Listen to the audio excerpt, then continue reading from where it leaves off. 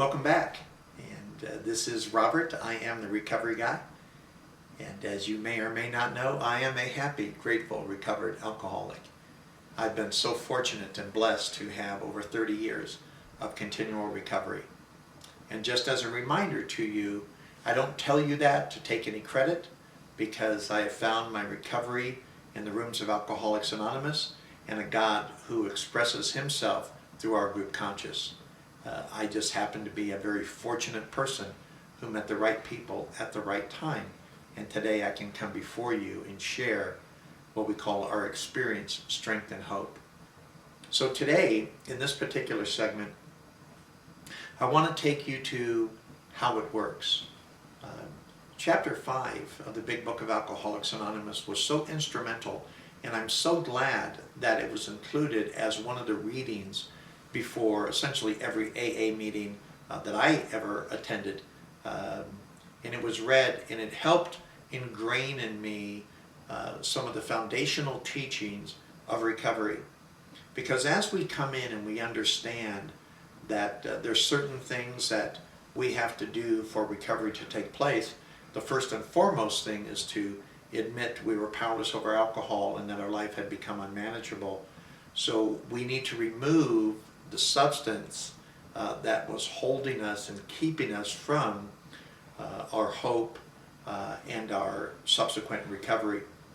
But we did that by describing some of the things, more about alcoholism, and then of course in how it works. So as how it works opens up in the Big Book of Alcoholics Anonymous, it very simply reads, "Rarely have we seen a person fail who has thoroughly followed our path. Those who do not recover are people who cannot or will not completely give themselves to this simple program. Usually men and women who are constitutionally incapable of being honest with themselves. They're such unfortunates. They're not at fault. They seem to have been born that way. They are naturally incapable of grasping and developing a manner of living which demands rigorous honesty. Their chances are less than average. There are those too who suffer from grave emotional and mental disorders, but many of them do recover if they have the capacity to be honest." That opening paragraph to chapter 5 always amazed me because it told me a couple things. First of all, it told me that rarely has anyone failed who has thoroughly followed the path. I wanted to be one of those people. I was so tired of failing. I was so tired of trying to do the right thing, which was to not drink and use and not hurt the people that I loved.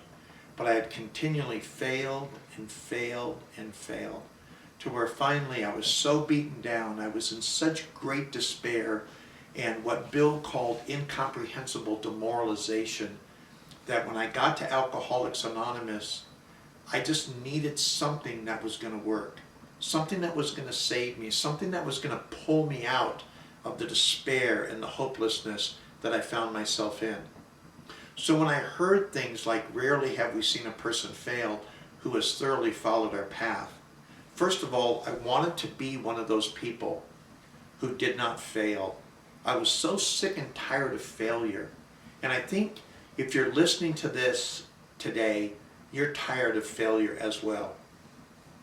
And then it went on to say, "who thoroughly followed our path." So the next thing for me was to find out what that path was. And you know what?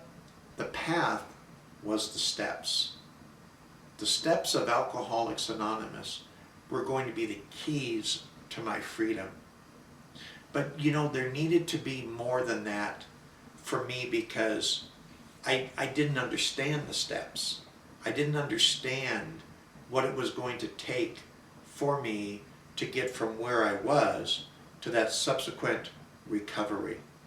But within the chapter of how it works, I began to find the resources and the tools that were made necessary for me to go from that degree of hopelessness and despair to the recovery that I was looking for. It says that I was naturally incapable of grasping and developing a living because I didn't know how to be honest. I did not know, as Bill would say, how to differentiate the true from the false. I lived a degree of lies and hopelessness for so long that I got caught up in my own lies, and the alcohol and the drugs just pulled me deeper down into that. And let me go on in chapter 5.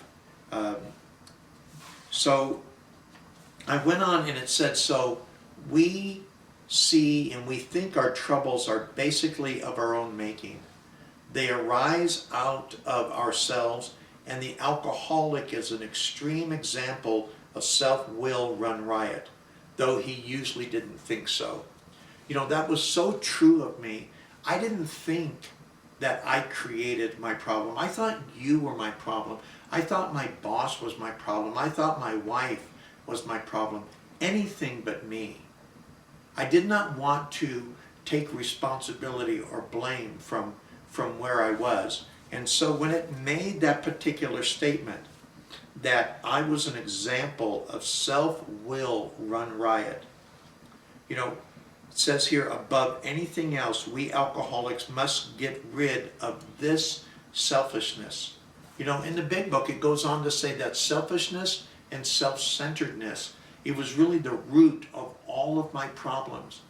And it wasn't until I started to read and to absorb and to understand chapters like How It Works that I began to understand the degree and the despair of my problems. It says here that without help, it is too much for me.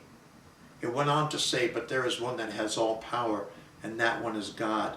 May you find him now. Half measures availed us nothing. We stood at the turning point.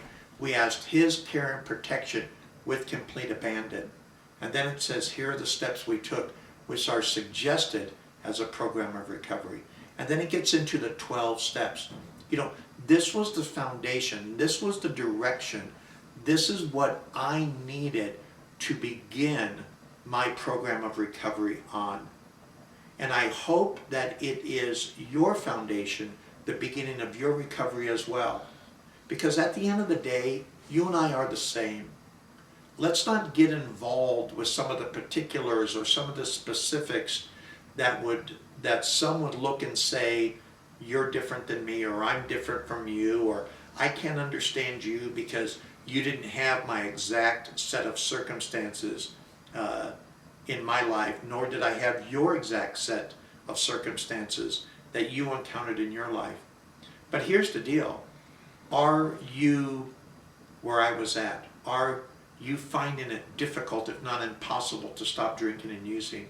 Are you finding relationships falling apart faster than you can hold them together? Are you finding a degree of despair, and again, as Bill would call, incomprehensible demoralization in your life? If you are finding those things to be true, then we are alike. We're alike in the areas that we have to be alike in, so we can come to a point and say, you know what, this is for me. I need to know how this thing works. Because again, rarely have we seen a person fail who has thoroughly followed our path. And I want to help you discover what that path is. Because without that path to recovery, you and I will die from this disease. And how sad that will be. Because people like you and me, we want to live. We just don't know how.